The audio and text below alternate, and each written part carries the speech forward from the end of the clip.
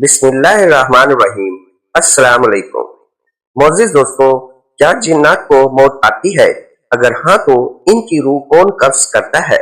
क्या हजरत इस्राईल अलैहिस्सलाम जिन्नात की रूह कब्ज़ करते हैं? और शैतान इब्लीस क्यों नहीं मरता? इसकी जिंदगी की हकीकत और इसकी उम्र कितनी है? जिन्नात की शादी कैसे होती है? जिन्नात की शादी के लिए दुल्हा जिन और दुल्हन जिन्नी को कैसे सजाया जाता है, संवारा जाता है? जिन्नात की शादी में कौन कौन से खाने बनाए जाते हैं? जिन्नात की शादी की सबसे हैरान किन चीज क्या है? जिन्नात अपनी शादियां रात के अंधेरे में क्यों करते हैं? इनमें क्या राज और क्या हिकमतें पोशीदा हैं? मोहतरम सामीन, आज की जो हकीकत हम आपके दिलों के सामने रखने जा रहे हैं वो कोई अफसाना नहीं, तसव्वुर या कोई रियोमलाई कहानी नहीं, बल्कि ये इन पर्दों के पीछे की दुनिया का एक ऐसा लर्ज़ाखेज़ राज है जो हम में से अक्सर जानते हुए भी अनजान बन जाते हैं। आसमान के नीचे रहने वाली ये मखलूक जिन्नात हमारी दुनिया से है, मुख्तलिफ रस्मों रिवाज रखती है, और जब बात इनकी शादी ब्याह की आती है तो वहां का हर लम्हा एक खौफनाक शहर से कम नहीं। जिन्नात की शादी सिर्फ एक तकरीब नहीं बल्कि एक पूरा माज़ा मजहर होता है। रात की तारीखी जब हर तरफ खौफ की चादर तान देती है, जब हवाएं सरगोशियों में बदल जाती हैं, जब जंगलात के दरख्त होलनाक साए बन जाते हैं और कब्रिस्तानों की खामोशी चीखने लगती है, तब कहीं ना कहीं ऐसी महफिल सजी होती है जिसे इंसानी आंख देखने से कासिर है, मगर इसका खौफ दिल में आसमानी बिजली की तरह का होता है। ये वो महफिल होती है जहां जिन्नात की शादी मुनक्कद की जाती है, एक ऐसा मंजिर जहां खुशियां हंसी में नहीं बेड़ियों में लिपटी होती हैं, जहां डोल बजते नहीं चीखें गूंजती हैं, जहां हंसी नहीं सर्द आहें होती हैं। जिन्नात की शादी आम दुनिया से अलग किसी सुनसान मुकाम और खुफिया मुकाम पर होती है। बाज औकात ये किसी पुराने खंडर, उजाड़, कब्रिस्तान या किसी ऐसे मैदान में होती है जहां इंसानों की कदम बरसों से नहीं पड़े। वहां दरख्तों की शाखें झुकी होती हैं जिसे वो भी इस खुफिया तकरीब में शिरकत कर रही हों। जिन्नात शादी की महफिल को सजाने के लिए अपने सहरो जादू का इस्तेमाल करते हैं। इनके चिराग इंसानी आंखों को दिखाई नहीं देते, लेकिन वो आग के शोलों से रोशन होते हैं। आग जो नीली, सब्ज और कभी कभार सियाह रंगों में लिपटी होती है। दूल्हा जब शादी के लिए तैयार होता है तो इनका लिबास शोलों से बना होता है। इसकी आंखें सुर्ख होती हैं जैसे दहकते अंगारे, इनके जिस्म पर छालों जैसे धारियां जिन्हें वो सजावट सजाते हैं और जो जादू से चमक रही होती हैं। इनके कान में काले नागों की मानंद बालियां और सर पर वो ताज जिसे जहरीले मकड़ियों की चाल से बनाया जाता है। इसकी आम किसी घोड़े पर नहीं बल्कि किसी अंधेरी वजूद पर होती है जो चीखें मारता हुआ जमीन को चीरता है, और दुल्हन जिन्नी इसे संवारने का अमल इंसानों के तसव्वुर से बाहर है। इसके जिस्म पर ऐसे इत्र लगाए जाते हैं जिसकी खुशबू नहीं सिर्फ असर होता है जो जज्ब खाकी के अंदर तक सरायत कर जाता है। इसके बाद जो जमीन तक लटके होते हैं इनमें काले सांप बांधे जाते हैं ताकि वो हिफाजत करे। इनके होठों पर खून की सुर्खी और आंखों में काजल जो जलाई गई इंसानी हड्डियों से किया जाता है, जो हर लम्हा शक्ल बदलता है, और जब वो चलती है तो जमीन की सांस रुक जाती है। इनकी शादी में निकाह नहीं होता, वहां अहदो पमा खून के जरिए बांधे जाते हैं। बाज़ औक़ात वो खून इंसानों का होता है जो बदकिस्मती से इस महफिल के करीब आ जाता है। चीखों, आहों और जादी कलमात के दरमियान शादी की रस्म पूरी होती है। दूल्हा जिन दुल्हन के गिर्द 7 बार नहीं बल्कि 9 बार घूमता है। हर चक्कर पर एक लानत, एक अहद और एक कुर्बानी दी जाती है। वहां ना काजी होता है ना गवाह, सिर्फ साए जिन्नात के सरदार और ऐसे शोले जो दिमाग को सुन कर देते हैं। जब शादी मुकम्मल होती है तो वहां कह कहे गूंजते हैं जो इंसानी दिमाग बर्दाश्त नहीं कर सकता। खुशी की सदा ऐसी के जैसे किसी बच्चे के रोने की आवाज, किसी औरत के चीख या किसी मर्द के जान निकलने की, और इसी लम्हे शादी की महफिल गायब हो जाती है। सिर्फ राख रह जाती है یا کبھی جلسہ درخت یا کبھی کوئی اجنبی چیز جو دور جنگل سے آتی ہے۔ ایسا کہا جاتا ہے کہ اگر کوئی انسان انجانے میں ایسی شادی کو دیکھ لے تو وہ یا تو پاگل ہو جاتا ہے یا پھر اپنی زبان کھو بیٹھتا ہے یا پھر خود ایک سایہ بن کر ان کے ساتھ شامل ہو جاتا ہے، کیونکہ جنات اپنی شادی کی راز کبھی افشا نہیں ہونے دیتے، اور جو ان کے راز دیکھ لے وہ دنیا میں رہ کر بھی ان کا غلام بن جاتا ہے۔ جنات کی شادی میں کون کون سے کھانے بنائے جاتے ہیں؟ جنات کی شادی کی سب سے حیران کن چیز کیا ہے؟ ایک ایسا انکشاف جو آپ کے رونگٹے کھڑے کر دے گا۔ جنات کی دنیا ہماری دنیا سے بالکل مختلف، پر اسرار اور ناقابل فہم ہے۔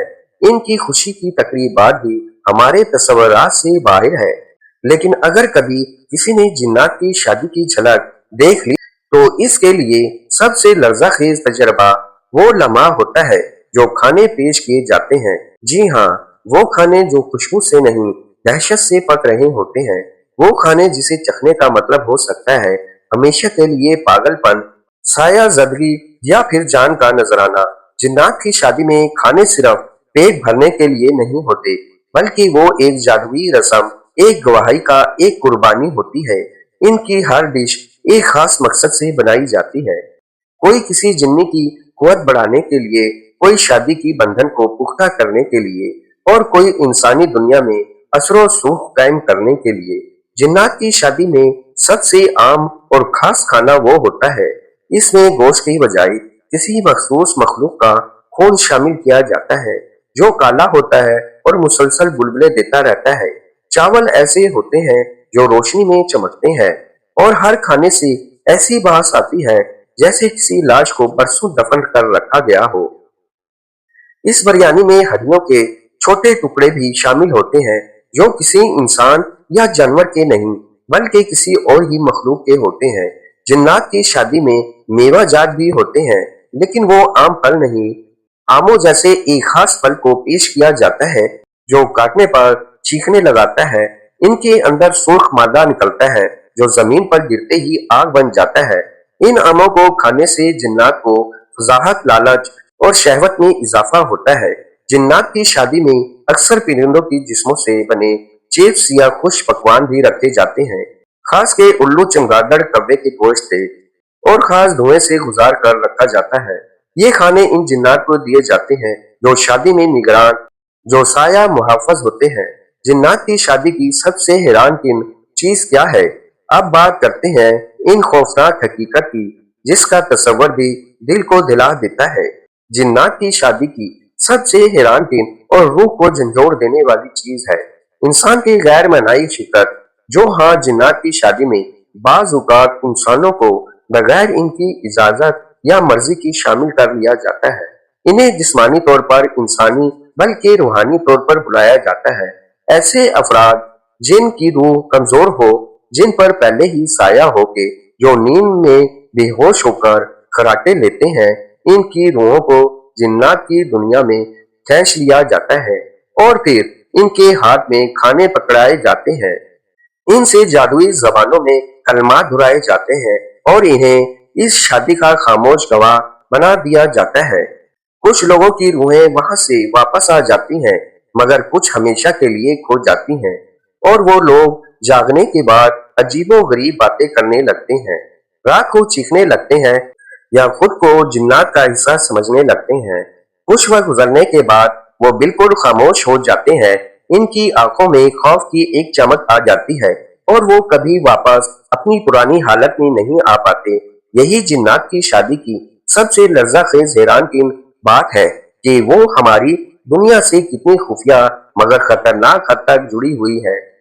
وہ شادی ایک لمحے میں ہو کر ختم ہو سکتی ہے، لیکن اس کا اثر نسلوں تک باقی رہتا ہے۔ جنات اپنی شادیاں رات کے اندھیرے میں کیوں کرتے ہیں؟ اس میں کیا راز اور کیا حکمتیں پوشیدہ ہیں؟ رات کا اندھیرا صرف روشنی کی غیر موجودگی نہیں ہوتا، بلکہ یہ ایک دروازہ ہوتا ہے، ایک پردہ جو دو مختلف جہانوں کو علیحدہ رکھتا ہے۔ دن کی روشنی میں جو کچھ تم دیکھتے ہو وہ صرف نصف حقیقت ہے، لیکن جب سورج غروب ہوتا ہے، رات چھا جاتی ہے، تب وہ مخلوقات جاگتی ہے جنہیں رب نے آگ سے پیدا کیا۔ وہ سایہ تھا तेज रफ्तार और पोशीदा मखलूक जिन्नात और इनके तकरीबात, बिलखसूस जिन्नात की शादी हमेशा रात के अंधेरे में अंजाम पाती है। मगर क्यों? इसमें आखिर क्या राज छुपा है? कौन सी ऐसी हिकमत है जो इंसान दिन के उजाले से दूर रखती है?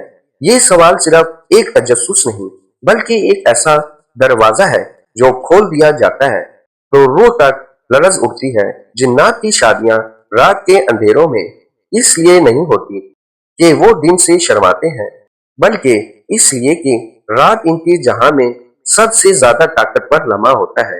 रात वो वक्त है जब पर्दे हल्के हो जाते हैं, जब दुनिया ख्वाब में चली जाती है और निफ्स की सरगर्मियां सुस्त हो जाती हैं। इसी लम्हा जिन्नात का जहां इंसानी दुनिया के करीब आता है। दिन के वक्त जमीन पर जो नूरानी फरिश्ते मुतहर्रिक होते हैं वो अंधेरों में महदूद हो जाते हैं। ये वो वक्त होता है जब जिन्नात को जैस हुई ताकतें खुलकर इस्तेमाल करने की आजादी मिलती है। दुनिया की रोशनी, कुरान और अजान की गूंज और इंसान इबादत और नूर से भरपूर माहौल का वक्त होता है। जबकि रात, खास तौर पर आधी रात के बाद, वो वक्त होता है जब ज्यादातर इंसान होते हैं और इनकी रूहानी हिफाजत कमजोर पड़ जाती है। यही वो लम्हा होता है जब जिन्नात अपने जादूदारों को कायम करते हैं, अपने शहर की लकीरें खींचते हैं और अपनी दुनिया की सब बड़ी महफिल शादी सजाते हैं। एक अहम राज ये भी है कि जिन्नात की शादियां राज के पर्दे में ही मुकम्मल होती हैं। वो नहीं चाहते कि इंसान इनके तकरीब को देखें या इनमें मुदाखलत करें, क्योंकि ऐसे हो जाए तो शादी में खलल आता है और इसके असरात खतरनाक हो सकते हैं। रात का अंधेरा इन राजदारी का बेहतरीन जरिया बनता है। दरख्त का साया, हर पहाड़ के और हर कब्रिस्तान की खामोशी इनके लिए एक पर्दा बन जाती है। वो अंधेरे को चादर की तरफ ओढ़कर अपनी तकरीब मुकम्मल करते हैं। एक और खौफनाक हिकमत ये है कि जिन्नात की शादियां बाज औकात इंसानी साय या रूहों के जरिए मजबूत की जाती हैं। रात का वक्त वो लम्हा है जब कोई इंसान नई उम्मीद में होता है और इसकी रूह कमजोर पड़ जाती है। बाज औकात जिन्नात ऐसे होते हैं, इंसानों की रूह को वक्ती तौर पर खींचकर अपने तकरीब में शामिल कर लेते हैं, गवाह बनाने के लिए या किसी ऐदोपमा का हिस्सा बनाने के लिए। दिन के वक्त ऐसा मुमकिन नहीं, क्योंकि तब रोशनी और रूहानी तमन्नाई ज्यादा होती है। रात के अंधेरे में जिन्नात को ये सहूलत भी हासिल होती है कि वो वक्त को मोड़ सकते हैं। आपका अकीदा है कि रात की तारीखी इनके माँ के आगोश जैसी है। इनके लिए हिफाजती, राजदार और ताकतवर से भरपूर। वो कहते हैं कि अंधेरा हमारी जुबान को कुव्वत देता है, हमारी आंखों को आग और हमारी सांसों को जादू। शादी जैसे नाजुक और ताकतवर बंधन को इस माहौल में अंजाम देना इनके लिए बरकत और तसल्सल का जरिया बनता है। यही वो वजह है कि इनकी शादियों में जो दुआएं, कलमात और जादुई हुरूफ पढ़े जाते हैं वो सिर्फ रात के सन्नाटे में असर दिखाते हैं। अगर वही अल्फाज दिन में कहे जाए तो इनकी तासीर जाया हो जाती है। जिन्नात की शादी में कुछ ऐसा वजूद भी बुलाए जाते हैं जो सिर्फ रात में नमूदार होते हैं, जैसे सफली शोले वाले जिन, पानी के नीचे छुपने वाली जिन्नियां, बे आवाज साए और जिन्नाती सरदारों के कारिंदे। इन सब की मौजूदगी दिन में मुमकिन नहीं, क्योंकि सूरज की रोशनी इनकी कुव्वत को कमजोर कर देती है, इन्हें जला देती है। लिहाजा जिन्नात की शादी अगर दिन में हो तो वो खतरे में पड़ सकती है। दुश्मनों की मुदाखलत का खदशा, नाकाम जादू या फिर दूल्हा और दुल्हन का बिछड़ जाना। एक ऐसा लर्जा खेज हकीकत ये है कि जिन्नात की शादियां कई बार इसलिए भी रात को होती हैं कि इस वक्त इनके दुश्मन जो रोशनी से मुंसलिक होती हैं कमजोर हो जाते हैं। जिन्नाती दुश्मनी नस्लों पर मोहित होती है और कई बार शादी के मौके पर हमले का खतरा होता है। इसलिए अंधेरे इनके लिए एक पनाहगाह बन जाता है, जहां वो अपनी जादू से ऐसी दीवारें खींचते हैं जो सिर्फ रात की मखलूकात ही देख सकती हैं। आखिर में एक रात जो बहुत कम इंसानों को मालूम है, जिन्नात के लिए शादी सिर्फ एक रिश्ता नहीं बल्कि एक अहद होता है जो नस्लों तक जादुई ताकतों को मुंतकिल करता है। इसका असर सिर्फ दूल्हा और दुल्हन तक महदूद नहीं रहता, बल्कि इनकी खानदानी जिन्नाती सिस्टम, इलाके और जादुई मुकाम पर भी पड़ता है।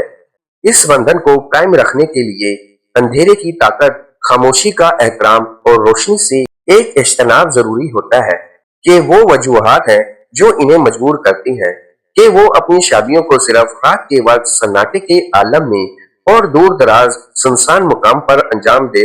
बस अगर तुम रात के पिछले पहर किसी सुनसान जंगल, कब्रिस्तान या पुराने खंडल के पास से गुजरो और तुम्हें हल्की सी रोशनी किसी औरत की आह या हवा में जले गोश्त की बू महसूस हो, तो समझ लेना कि वो जिन्नात की शादी हो रही है। एक ऐसी तकरीब जिसे देखने वाले इंसान हमेशा कुछ न कुछ खो बैठते हैं, कभी अपनी जबान, कभी अकल, कभी अपनी जान। क्या जिन्नात को मौत आती है? जी हाँ, जिन्नात को भी मौत आती है। जिन्नात इंसानों की तरह मखलूक है जिन्हें अल्लाह ताला ने जिंदगी, शऊर, अकल और मर्जी, अख्तियार और मौत दी है। कुरान में वाज़ह तौर पर फरमाया गया है, हर जान को मौत का मजा चखना है। नफ्स का इतलाक सिर्फ इंसानों पर नहीं बल्कि हर जी को मखलूक पर होता है, चाहे वो इंसान हो, जिन हो या फरिश्ते। जिन्नात की जिंदगी लंबी जरूर होती है, बाज़ सैकड़ों या हजारों साल तक जिंदा रहते हैं, मगर अबदी नहीं। एक दिन वो भी मर जाते हैं, इनकी रूह भी निकल जाती है, इनका जिस्म भी फना होता है और इनके अमाल का हिसाब भी लिया जाएगा। अहदीस में आया है कि जिन्नात की उम्रें इंसानों से कहीं ज्यादा होती हैं। एक जिन कई नस्लों के इंसानों को देखता है, कई अदवार बदलते देखता है, मगर आखिरकार इसे भी फना का मजा चखना होता है।